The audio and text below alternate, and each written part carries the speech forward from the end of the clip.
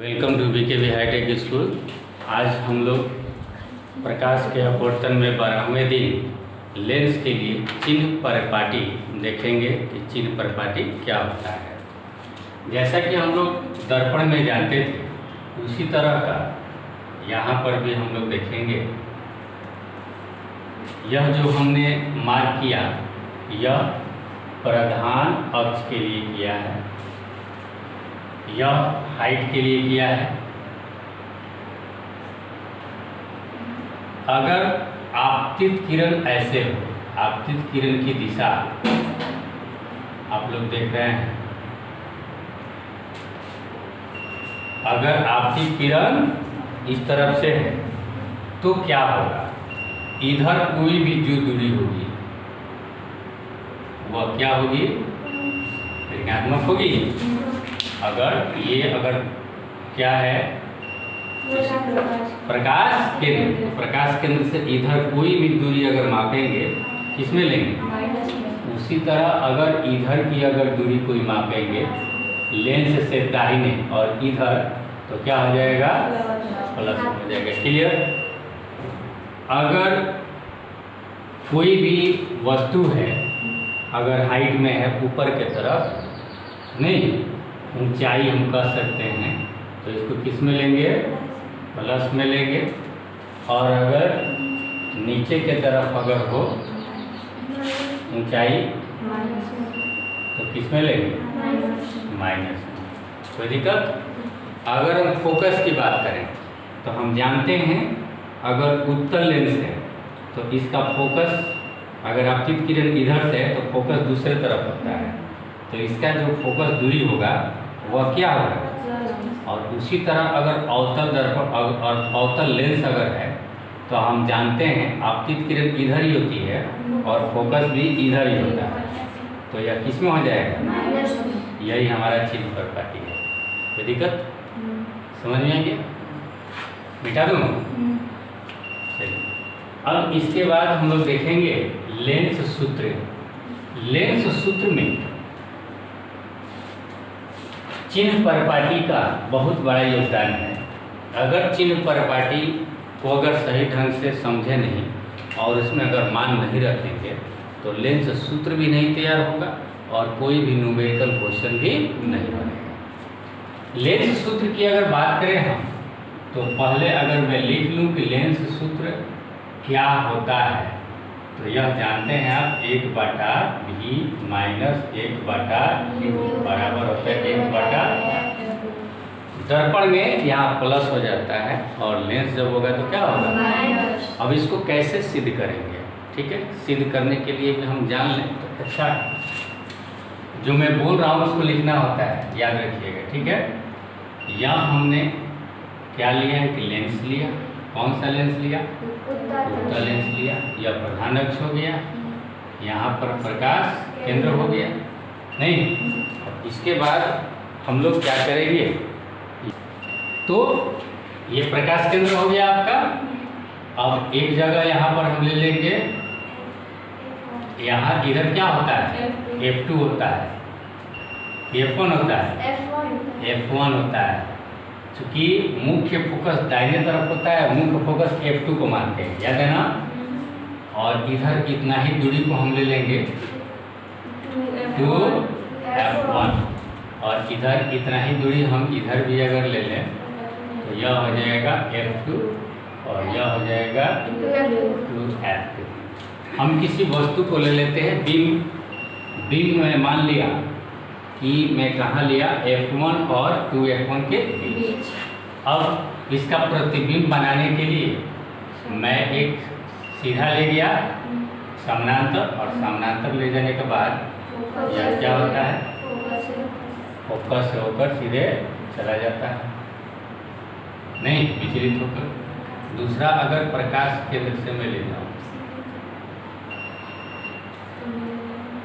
तो यहाँ पर एक प्रतिबिंब बनकर तैयार हो गया हमारा। अब मैं नामकरण कर देता हूँ, मान लीजिए कि यह A है और यह B है, तो यह हो जाएगा A' और यह हो जाएगा B। क्लियर।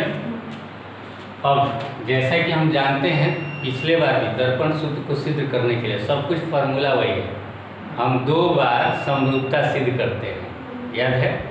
तो एक बार हम एक त्रिभुज लिए, देखिए ए बी ओ, त्रिभुज ए बी ओ, तथा एक और त्रिभुज लेंगे जो इसी से सटा हुआ हो, यानी ये वाला त्रिभुज दिखाई दे रहा है ना, यानी ए डैश बी डैश ओ, ए डैश बी डैश ओ, ये वाला त्रिभुज दिखाई दे रहा है। अब इसमें हम कैसे समरूपता दिखाएंगे, 2 कोण को दिखा सकते हैं, इसका भी कोण O और इसका भी कोण बराबर होगा। क्यों बराबर होगा? शीर्षाभिमुख कोण होगा, है ना।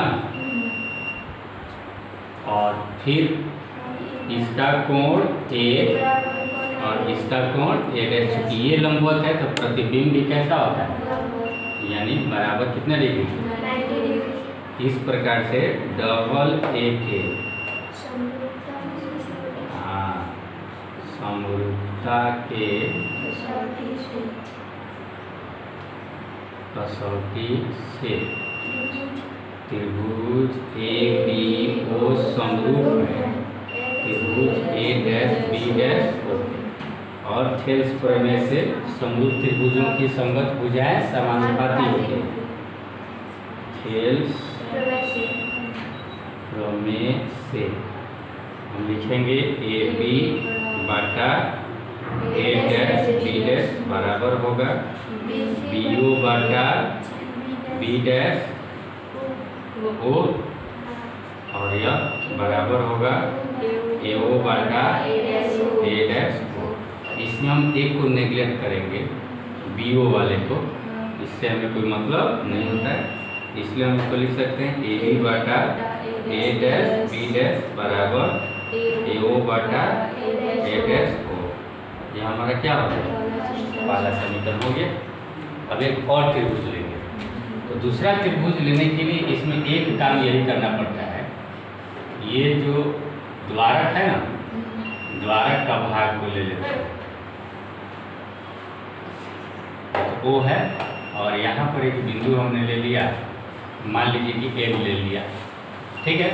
तो यहाँ पर एक त्रिभुज बन रहा है, दिखाई दे रहा है, और फिर एक बार ये वाला त्रिभुज, ये 2 त्रिभुज लेकर बना सकते हैं नहीं। तो चलिए हम ले लिए त्रिभुज, अगर L O F two, L O F two, तथा जब एल ओ लिए तो इसका हाइट बी डैश या ओ लेते हैं पहले, O L F two, O L F two. तो इसमें क्या लेंगे, जब ओ नीचे वाला लिए तो इसका नीचे वाला A dash B dash F two, नहीं A dash B dash F two, ठीक है। तो इस त्रिभुज का ओ एल एफ टू का कोण एफ टू, और A dash B dash F two का भी कोण एफ टू बराबर होगा। क्यों बराबर होगा, शीर्षाभिमुख।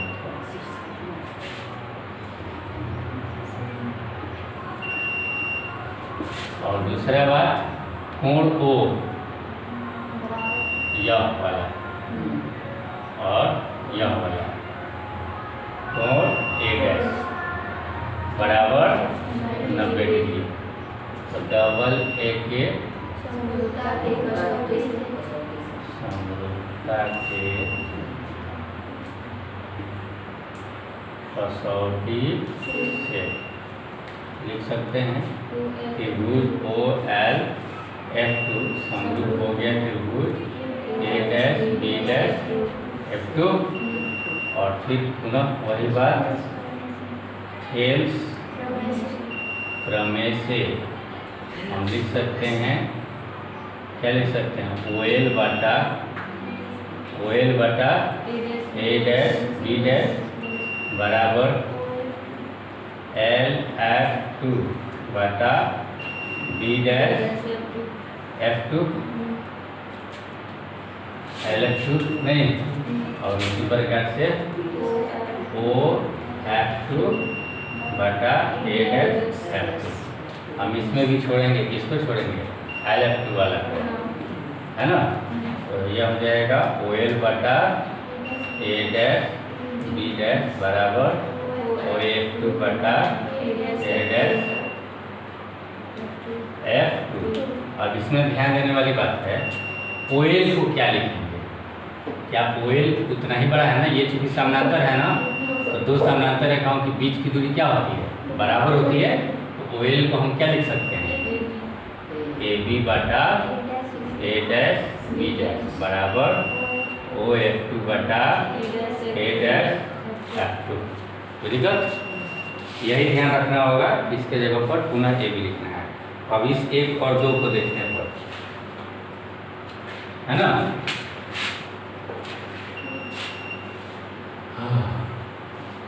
समीकरण 1 और 2 से, 1 और 2 से क्या देख रहे हैं हम? इतना बराबर इतना लिख सकते हैं, यानी AO बटा A डैश O बराबर OF2 बटा A डैश F। अब AO को हम क्या लिखें? AO प्रकाश केंद्र में O है ही, यानी किसकी दूरी है? वस्तु को क्या लिखते हैं? U। माइनस में कि प्लस में लिखेंगे? इधर है तो किरण इधर जा रही है, इधर रहेंगे, माइनस U लिखें बटा A dash O। A dash O क्या है? प्रतिबिंब की दूरी E। प्लस में कि माइनस में? प्लस में बराबर OF2 किसकी दूरी है? फोकस की दूरी। प्लस में कि माइनस में? प्लस में, प्लस F लिखते हैं। A dash F2, A dash F2। तो ये तो O नहीं है इसमें, तो O के लिए क्या करेंगे? O A dash minus O F2 लिख सकते हैं। ठीक है, क्यों लिखेंगे समझ में रहा है? क्योंकि इसमें O नहीं है इसलिए। अब यहाँ पर मान रखेंगे F बटा OA dash, OA dash, OA dash क्या है? प्रतिबिंब की दूरी, यानी B माइनस OF2 फोकस दूरी, ये भी प्लस होगा। ठीक है, अब क्या करेंगे? क्रॉस मल्टीप्लिकेशन कर दिया जाए। तो क्रॉस मल्टीप्लिकेशन किया जाए तो V में F से गुना करेंगे। BF बराबर माइनस U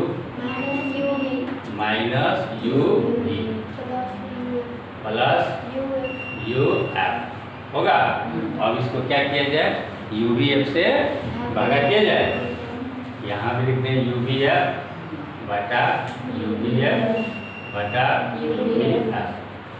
V और F कट गया, 1 बटा U बराबर U और V कट गया, माइनस 1 बटा F प्लस U कट गया, F कट गया, 1 बटा V। इसको इधर ले आए, इसको इधर, क्या हो जाएगा? ये 1 बटा F इधर आएगा तो 1 बटा F बराबर 1 बटा V माइनस 1 बटा U, यानी 1 बटा V माइनस 1 बटा U बराबर 1 बटा F। ठीक है, ये हमारा होगा लेंस। सेम चीज़ है जैसे कि हम लोग दर्पण में करते थे, वही चीज़ हमें यहाँ भी करना है। बुक में नहीं दिया हुआ है, फिर भी मैं बता रहा हूँ कि आपको करना है। अगर आ जाएगा एग्जाम में तो क्या करेंगे? ये थोड़े लिख कर आएंगे कि हमारे सर ने नहीं बताया, है ना। मेरा काम है बता देना, इसलिए मैं बता रहा हूँ ताकि आपको एग्जाम में कोई दिक्कत नहीं है। सिर्फ इसमें चेंजिंग क्या करना है, यहाँ पर रखना है। ठीक है ना। एक बार ये वाला मिटा दूँ, समझ में आ गया। अब हम लोग देखेंगे आवर्धन क्या होता है। आवर्धन को हम लोग जानेंगे, मैग्नीफिकेशन होता है। मैग्नीफिकेशन को M से लिखा जाता है, इसलिए आवर्धन को यहाँ किससे लिखेंगे? और हम जानते हैं आवर्धन दर्पण में, जैसा कि बताया हूँ, आवर्धन क्या होता है?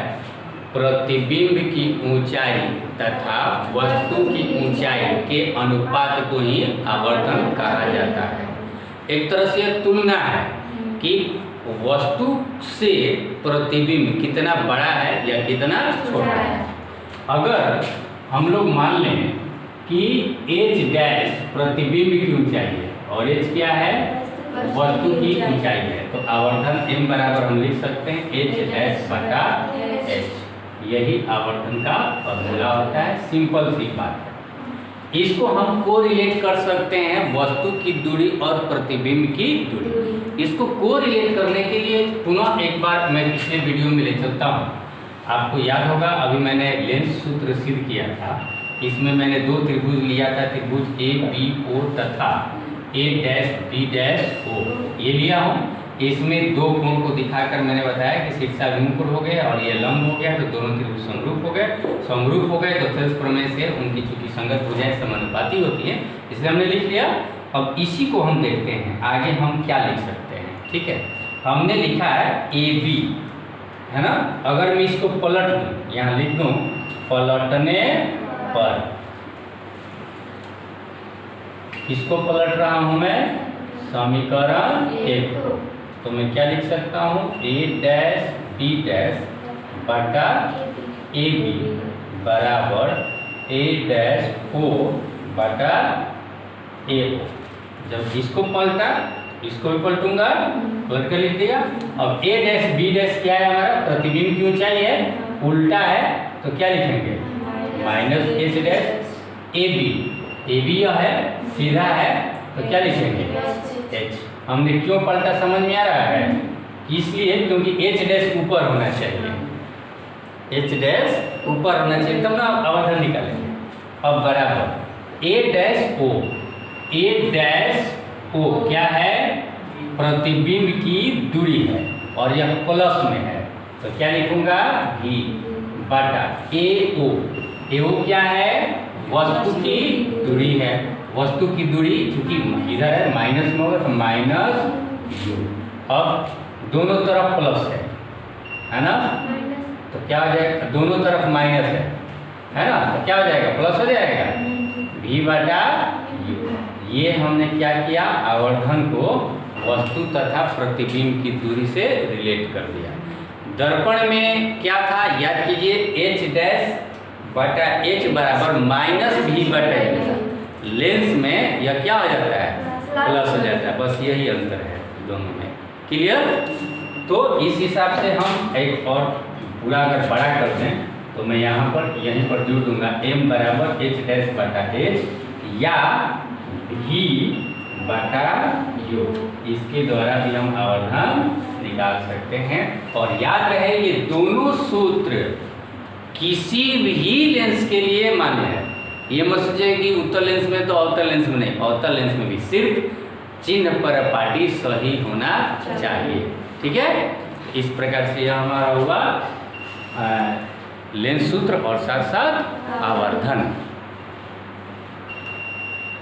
चलिए इसके बाद हम लोग देखते हैं लेंस की क्षमता। क्षमता को हम लोग क्या करते हैं, मेरे अंदर क्षमता है मीन्स पावर। क्या है, पावर। पावर को किस अक्षर से लिखा जाता है, इसीलिए हम लोग लेंस की क्षमता को पी अक्षर से व्यक्त करते हैं। अब समस्या है कि इसकी क्षमता कैसे निकालें। तो देखिए लेंस की क्षमता कैसे ज्ञात की जाती है। लेंस की क्षमता रेसिप्रोकल समझते हैं, रेसिप्रोकल व्युत्क्रम। क्या होता है रेसिप्रोकल मीन्स किसी लेंस का जो फोकस दूरी होता है उसके व्युत्क्रम को ही लेंस की क्षमता कहा जाता है। फोकस दूरी का व्युत्क्रम, जैसे अगर कोई कहेगा 5 का व्युत्क्रम क्या होगा तो 1/5, 3 का व्युत्क्रम क्या होगा 1/3, 2 का व्युत्क्रम क्या होगा 1/2, तो f का व्युत्क्रम क्या होगा 1/f। f क्या है, फोकस दूरी। और अभी हमने कहा कि लेंस की क्षमता क्या है, तो फोकस दूरी का व्युत्क्रम, यानी p बराबर क्या हो जाएगा 1/f। क्या हो गया 1/f, क्या हो गया ये लेंस की क्षमता। अब f क्या है, फोकस, और दूरी को किस में मापा जाता है, मीटर में। ऐसा ही मात्रक स्टैंडर्ड जो इंटरनेशनल स्टैंडर्ड होता है दूरी को मापने के लिए उसको मीटर में ही मापा जाता है। ठीक है, अगर कभी कभी क्या हो जाता है कि पूछ देता है कि लेंस की क्षमता का मात्रक क्या होगा। मात्रक मतलब हम लोग किस मात्रा में मापेंगे। मीटर मापते हैं ना, किसमें मापते हैं? मीटर में। तो 1/, चूंकि फोकस दूरी है तो किसमें मापेंगे? 1/m, और m अगर ऊपर चला जाएगा तो जानते हैं पावर क्या हो जाता है? -1 हो जाता है। जैसे 1/10 को बराबर कितना लिखते हैं? 10 का पावर -1। उसी तरह 1/m पे कितना हो जाएगा? तो यदि मात्रक हो गया। तो अगर कोई पूछेगा कि क्षमता, लेंस की क्षमता का मात्रक क्या होगा, तो क्या बोलेंगे? मीटर प्रति मीटर। इसको प्रति मीटर पढ़ा जाता है, या m का पावर -1। क्लियर? अब इसी को हम लोग एक डायरेक्टर भी बोलते हैं। क्या बोलते हैं? एक डायरेक्टर तब होगा जब कोई ऐसा लेंस जिसका फोकस दूरी 1 मीटर हो। कितना हो? 1 मीटर। तो 1/1 मीटर बराबर इसको लिखते हैं एक डायरेक्टर। कितना बोलते हैं? एक डायरेक्टर। यहाँ प्लस में लिखा है, प्लस यानी उत्तल लेंस के लिए ये भी याद रखिए, माइनस में नहीं रखा है। तो F प्लस किस में होता है ना? यानी याद रखिए कि लेंस की क्षमता अगर प्लस में हो, लेंस की क्षमता किस में हो? अगर P प्लस में हो तो कौन सा लेंस होगा? उत्तल लेंस होगा। अगर माइनस में अगर लेंस की क्षमता दी हुई है तो वो कौन सा होगा? और इसका कोई कारण पूछेगा कि ऐसा क्यों, तो बता देंगे क्योंकि अवतल लेंस का फोकस ऋणात्मक होता है, इसलिए। समझ में आ गया? यह भी प्रश्न है, कभी कभी डॉक्टर लोग या मतलब मीटर में नहीं मापते हैं फोकस दूरी, सेंटीमीटर में भी मापते हैं। तो कोई दिक्कत नहीं है, सेंटीमीटर मापना होगा तो P बराबर यहाँ 1/f होता है। f को क्या? 1 मीटर। अब 1 मीटर के जगह पर कितना लिखेंगे? 100 सेंटीमीटर। क्या हो जाएगा? होता है ना, 1 मीटर में कितना आता है? 100 सेंटीमीटर। क्लियर? तो 100 सेंटीमीटर अब कोई दूरी रखना होगा तो कैसे रखेंगे, है ना? दूरी को मान लीजिए कि 50 सेंटीमीटर है, तो 50 सेंटीमीटर बराबर क्या लिखेंगे? 50/100 मीटर लिखेंगे। तो यहाँ अब मीटर है ना, तो मीटर को किस में लिखेंगे? मीटर सेंटीमीटर में लिखना होगा तो 1/100 सेंटीमीटर, 1/100 सेंटीमीटर लिखेंगे। और यह 100 कहाँ चला जाएगा?